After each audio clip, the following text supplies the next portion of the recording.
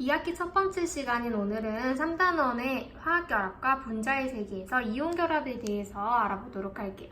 자, 이온이 관여하는 결합이라는 뜻이겠죠. 이온결합의 대표적인 예로는 NaCl, 소금이 있어요.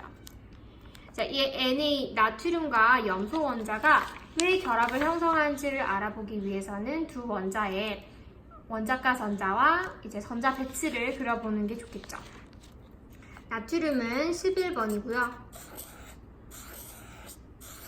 전자 껍질이 3개. 염소도 같은 족이죠. 17번인 염소도 껍질이 3개가 존재합니다. 안쪽에 전자는 다 채워져 있다고 가정을 하고 원자가 전자가 각각 1개, 그리고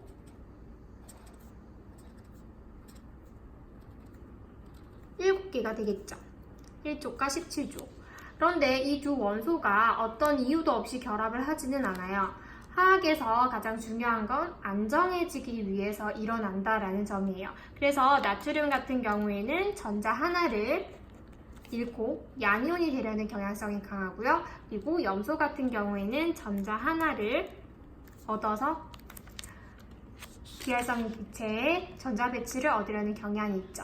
그래서 이 나트륨 같은 경우에는 어떤 이온이 될까요?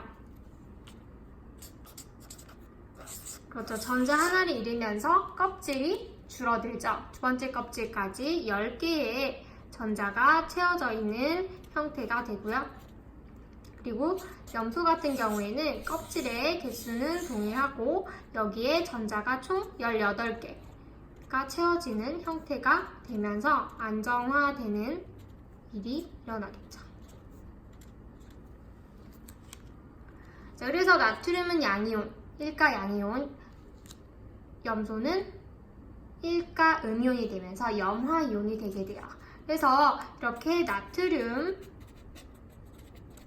이온과 염화이온 사이에 플러스와 마이너스 전하량 사이에 인력이 생기게 됩니다. 이 인력을 우리는 앞으로 그렇죠. 정전기적 인력이라고 부를 거예요.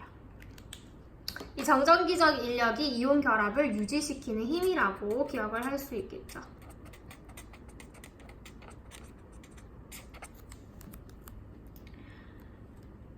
그러면 나트륨 이온은 이온이 될 때 네온의 전자 배치를 갖게 되고요. 염화 이온은 아르곤의 전자 배치를 갖게 돼요. 둘 다 옥텟 규칙을 만족을 하게 되겠죠. 이런 원리를 통해서 형성되는 것들이 이온 결합 물질인데 우리가 식을 쓸 때는 이제 NaCl이라고 쓰고 읽을 때는 염화 나트륨이라고 읽어줄 거예요. 영어로는 양이온부터 써주고 소듐 클로라이드라고 읽어주지만 한글로 읽을 때는 음이온부터 염화 나트륨이라고 읽어주는 특징이 있어요. 그리고 또 이온 결합 물질의 특징은 화학식을 보면 전체 전하량이 균형을 이루어요. 즉 하나를 잃었고 하나를 얻었죠. 전하량의 합이 0이 된다라는 뜻이에요. 자, 그러면 실제 구조를 한번 살펴볼 건데요. 실제로 이렇게 NaCl 하나, Na 하나, Cl 하나가 결합하는 게 소금이 아니라 이온 결합 물질들은 책의 그림을 좀 보시면 이렇게 무수히 많이 이어지는 규칙적인 구조를 하고 있어요. 이것을 우리는 무엇이라고 부를 거냐면 실제 구조. 염화나트륨의 실제 구조는 분자가 아닌 결정 구조라고 부릅니다. 결정은 어떤 규칙적인 모양으로 형성된 것들을 통틀어서 이야기를 해주기 때문에 이온 결합 물질을 또 다른 말로 이온 결정이라고 부르기도 해요. 따라서 나트륨 이온 옆에 염화 이온이 하나가 있다면 3차원적 공간에서 봤을 때 염화 이온이 총 앞, 뒤까지 해서 6개가 결합을 하는 거죠. 그리고 이 각각의 이온마다 각각 6방향씩 서로 다른 전하의 이온이 위치하게 되는 거예요. 그것을 3차원적으로 표현한 것이 교과서 111쪽에 나오는 이 그림이라고 보실 수 있어요. 그래서 중요한 특징은 단위가 존재하지 않아요.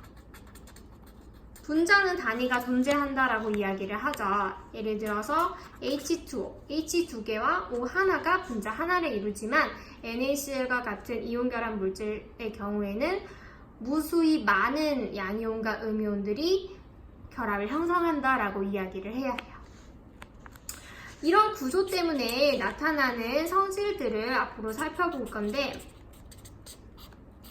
크게 4가지 정도로 이야기를 할 수 있을 것 같아요.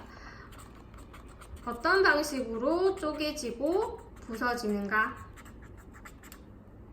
그리고 물에 얼마나 잘 용해되는가, 전기가 얼마나 잘 흐르는가, 그리고 몇 도에서 녹고 몇 도에서 끓는가, 이런 것들을 살펴볼 건데, 이런 특징들은 또 다른 결합들의 종류와 비교해서 살펴보는 게 좋은데 우선적으로 우리 수업 시간에는 이 2가지를 위주로 먼저 살펴보도록 할 거예요.